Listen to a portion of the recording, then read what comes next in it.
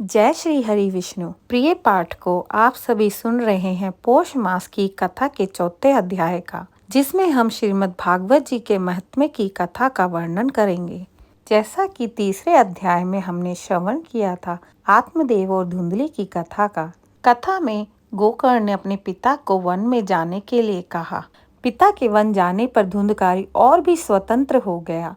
अब उसके ऊपर पिता का कोई अंकुश नहीं था। वह माता को प्रताड़ित करने लगा। एक बार उसने उन्हें पीटते हुए कहा, बता धन कहाँ है, नहीं तो जलती लकड़ी से मारूंगा। धुंधली पुत्र के उपद्रव से पीड़ित होकर रात को घर छोड़कर चली जाती है और रास्ते में एक कुएं में गिरकर मर जाती है। गोकर्ण भी उस समय तीर्थ यात्रा पर निकल पड़ते हैं। वे घर के वातावरण से निरासक्त थे। उनका ना कोई मित्र था ना कोई शत्रु। जब कोई नहीं रहा तब धुंधकारी ने घर में 5 वेश्याओं को लाकर रखा। दिन रात उन्हें रिझाने के लिए अनेक कार्य करता और उनकी इच्छाएं पूरी करता। एक दिन उन स्त्रियों ने बहुत से गहने मांगे। धुंधकारी की उन पर इतनी आसक्ति थी कि मृत्यु का भी भय न रहा। गहनों के लिए धन जुटाने वह रात को निकल पड़ा। सब जगह से चोरी करके गहने वस्त्र जुटाकर घर लाया। तो उन स्त्रियों ने सोचा कि एक दिन यह राजा द्वारा पकड़ा जाएगा और हम भी फंस जाएंगी। तब उन स्त्रियों ने एक दिन सोते हुए धुंधकारी के गले में रस्सी बांधकर उसे मारना चाहा।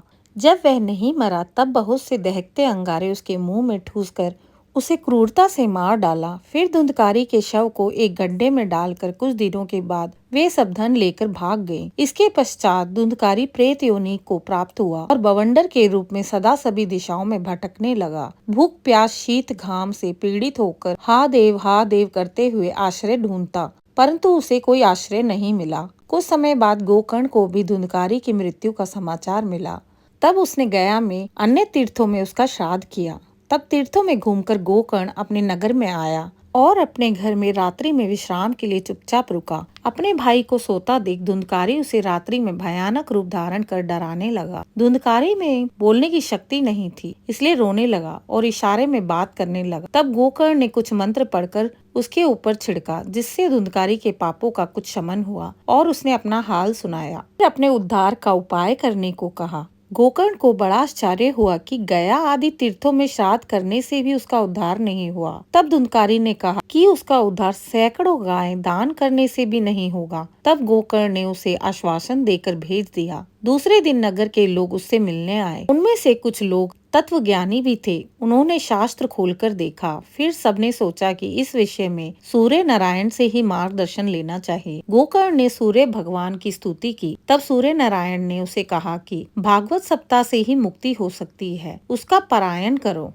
गोकर्ण ने भागवत सप्ताह का आयोजन किया, जिसमें दूर दूर से लोग सुनने आए। जब गोकर्ण व्यास आसन में बैठकर सप्ताह शुरू करने लगे, तब धुंधकारी का प्रेत भी वहां आया। वह इधर उधर बैठने का स्थान ढूंढ रहा था। तभी उनकी दृष्टि वहां रखे एक 7 गांठ वाले बांस पर पड़ी। वह उसके सबसे नीचे वाले छिद्र में जाकर बैठ गया। वायु रूप में होने के कारण वह बाहर नहीं बैठ सकता था। गोकर्ण ने कथा सुनाना प्रारंभ किया। जब उस दिन का कथा विश्राम का समय आया, तब वह बांस का निचला गांठ तड़ करते हुए फटा और धुंधकारी का प्रेत उससे एक गांठ ऊपर को चला गया। इस प्रकार प्रत्येक दिन कथा विश्राम के समय बांस का एक एक गांठ फटता गया और 7 दिन के अंत में पूरा बांस फट गया। इस प्रकार 7 दिनों में 7 गांठ को फोड़कर धुंधकारी भागवत कथा सुनने से पवित्र होकर प्रेत योनि से मुक्त हो गया और दिव्य रूप धारण करके सबके सामने प्रकट हुआ। उसका मेघ के समान श्याम शरीर पीताम्बर और तुलसी की मालाओं से सुशोभित था तथा सिर पर मनोहर मुकुट और कानों में कमनीय कुंडल झिलमिला रहे थे। उसने तुरंत अपने भाई गोकर्ण को प्रणाम करके कहा, भाई तुमने कृपा करके मुझे प्रेत योनि की यातनाओं से मुक्त कर दिया।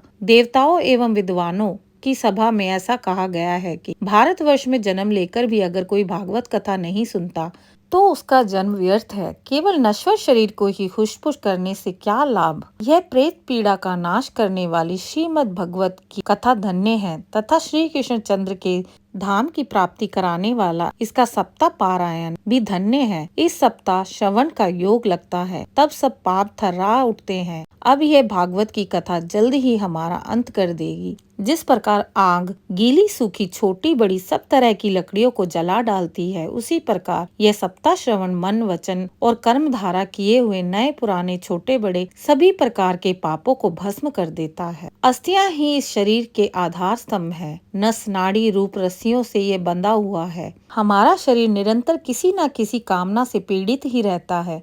इस शरीर को कभी भी तृप्ति नहीं होती। इसे धारण किए रहना भी एक भार ही है। इसके रोम रोम में दोष भरे हैं। नष्ट होने में इसे एक क्षण भी नहीं लगता। अंत में यदि इसे गाड़ दिया जाए तो इसको कीड़े बन जाते हैं, कोई पशु खा जाता है, अग्नि में जला दिया जाए तो भस्म बन जाता है। ये तीन ही इसकी गतियां बताई गई है।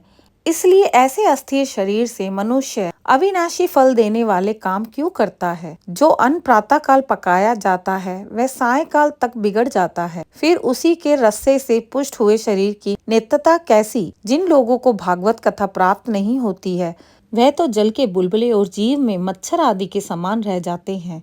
जिस समय धुंधकारी यह बात कर रहा था तब एक दिव्य विमान आया। उसमें भगवान के पार्षद उसको दिव्य लोक ले जाने के लिए खड़े थे। सबके सामने ही धुंधकारी विमान में चढ़ गया। तब गोकर्ण भगवान के पार्षदों को पूछते हैं कि यहाँ तो अन्य बहुत से श्रोता हैं, उन सबको ले जाने के लिए आप अन्य विमान लेकर क्यों नहीं आए? तब पार्षद कहते हैं कि इस फल भेद का कारण इनके श्रवण का भेद है। यह ठीक है कि श्रवण तो सबने समान रूप से किया, किंतु इसके जैसा मनन नहीं किया। इसी से एक साथ भजन करने पर भी उसके फल में भेद रहता है। इस प्रेत ने 7 दिनों तक निराहार रहकर श्रवण किया था तथा सुने हुए विषय का स्थिर चित्त से यह खूब मनन निधि ध्यान भी करता रहता था। जो ज्ञान दृढ़ नहीं होता वह व्यर्थ हो जाता है। इसी प्रकार ध्यान न देने से, श्रवण का संदेह से, मंत्र का और चित्त के इधर उधर भटकते रहने से जप का कोई फल नहीं होता। गुरु वचनों में विश्वास, दीनता का भाव, मन में दोषों पर विजय और कथा में चित्त की एकाग्रता इत्यादि नियमों का यदि पालन किया जाए तो श्रवण का यथार्थ फल मिलता है। यदि ये श्रोता फिर से श्रीमद् भागवत गीता की कथा सुने तो निश्चय ही सबको भगवान के धाम की प्राप्ति होगी और आपको तो भगवान स्वयं आकर गोलोक धाम में ले जाएंगे। यूं कहकर सारे पार्षद हरि कीर्तन करते हुए धुंधकारी को साथ लेकर निकल गए। मास में गोकर्ण जी ने फिर उसी प्रकार सप्ताह क्रम से कथा कही और उन श्रोताओं ने उसे फिर सुना। कथा की समाप्ति पर वहां भक्तों से भरे हुए विमानों के साथ भगवान श्री कृष्ण प्रकट हुए और गोकर्ण को हृदय से लगाकर अपने ही समान बना लिया। उन्होंने क्षण भर में ही अन्य सब श्रोताओं को मेघ के समान श्याम वर्ण रेशमी पीताम्बरीधारी तथा किरीट कुंडल आदि से विभूषित किया। उस गांव में कुत्ते आदि जितने भी जीव थे वे सभी गोकर्ण जी की कृपा से विमानों पर चढ़ा लिए गए तथा जहां योगी जन जाते हैं उस भगवान के धाम वे भेज दिए गए। श्री कृष्ण कथा श्रवण से प्रसन्न होकर गोकर्ण जी को साथ ले योगी दुर्लभ गोलोक धाम ले चले। मेरे श्रोताओं को कथा में अंत तक बने रहने के लिए आभार। अगर मेरे द्वारा सुनाई गई कथा आपको पसंद आई हो तो मेरे चैनल को लाइक और सब्सक्राइब करें।